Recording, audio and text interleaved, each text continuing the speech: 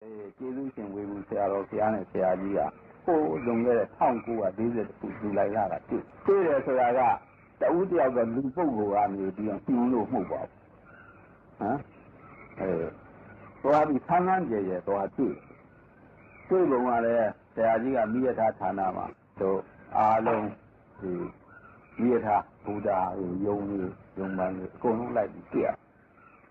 ရတော့တို့ဟိုခေတ်တုန်းကဆိုအမှန်ကြွားခဲ့တာပေါ့ကွာတွဲပြီးပေါ့ကွာဟမ်ဒီ50-60တွဲပြီးနေအဲ့ဒါသွားသိင်းစီရတာ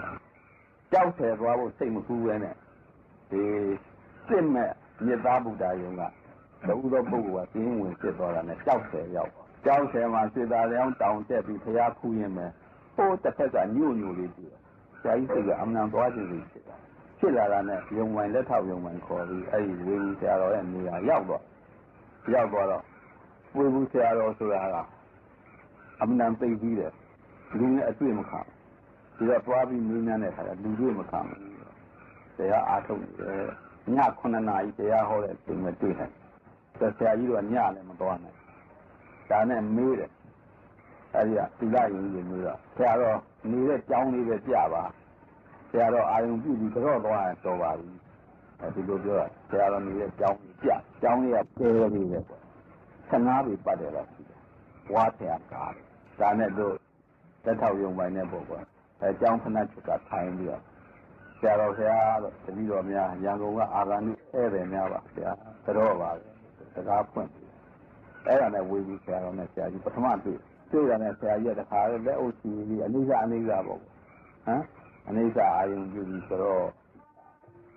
တရားကြီးဘာသူတောင်းနိဗ္ဗာန်ပဲလို့တော့ဝိပဿနာဉာဏ်ပညာတရားနဲ့ပေါ့ဝိပဿနာအာယုံပြုတာခုပြည့်ရပါသာဓုတရားကြီးဒီတရားတွေရတယ်တတိတော်လည်းရန်ကုန်အနည်းနာဆရာကြီးဥပ္ပစ္စယဤနာခံတော့လုပ်ပါဘယ်တွေနဲ့သွားကျင့်ပြီးတော့ဘယ်မှမသွားပါဘူးဆရာကြီးခံရမန်ရံကသွားပြီးအိမ်မှာပဲဘုန်းကြီးကဒီလောက်ဆိုရင်တော်ရများဆောက်တည်ပြီးအားထုတ်တယ်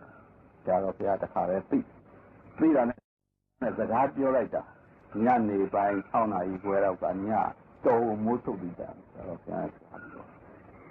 အဲဒီတော့အဲ့ဟိုမှာရှိတဲ့ပုဂ္ဂိုလ်တွေကအားသင့်သွားဝေဘူးဆရာတော်ဘုရားကပြစ်တင်လူတွေနဲ့ဒီလောက်စကားမပြောဒီတကာကြီးကြာမှသိစကားအဲ့ဒါဆရာတော်ဘုရားအမိန့်ရှိတယ်တကာကြီးမှာပါမီရှိတယ်တဲ့တကာကြီးသာသနာပြုရလိမ့်မယ်သာသနာပြုရဆိုတာမှတ်ထားကြတဝူသောပုဂ္ဂိုလ်ဟာမဲ့ခင်လမ်းကြောင်းကိုပို့တာသီလသမာဓိပညာမှာကြည်အောင်ပြုရအောင်သာသနာပြုတယ်ခေါ်တယ်ကြောင်းသင်္ကန်းသံသိစာရည်ဒီဝါဒကာရထောက်ပံ့သာသနာနှုတ်ကအခုသာသနာပြုရတရားကြီးသာနာပြုရမထိုင်းပါနဲ့ဒါပြုဆိုအခုပဲပြုပါထိုင်းရင်တရားကြီးနဲ့ခုတွေ့တဲ့ဒီကအတော်မှလွတ်သွားပါတယ်အခုပဲစာပြီးပြုပါဆိုတာနဲ့ဆရာကြီးနောက်ပါလာတဲ့လက်ထောက်ယုံပိုင်းကိုဘုရားယုံပြန်ရောက်တော့မိသားစုတွဲပေါ်မှာသမ္ပန်တရားစအဲဒီအစာကြီးကုန်ထမ်းဆရာဖြစ်